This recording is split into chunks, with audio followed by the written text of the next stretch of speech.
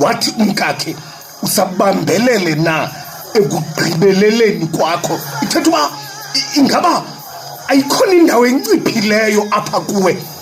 Xa ithi ekugqibeleleni uthi ayikhona, ingaba ngalaa ndlela ubungayo usengayo nangoku emva koba uThixo ekuphethe ngolu hlobo.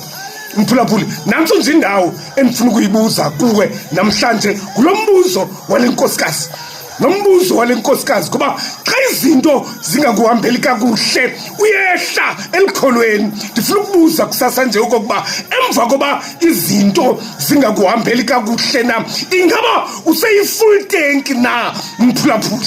Ingaba itanki yakho yokholo isekwi-full tank na? Awuhlanga kancinci na? Buza loo nto lo mama emyenini wakhe umthe ntsho emehlweni. Ubuze tata gawutsho usaphelele na kulaa nto ubuyithetha ngoThixo usathetha yona nangoku? Nango ke umbuzo kusasa nje mphulaphuli welizwi.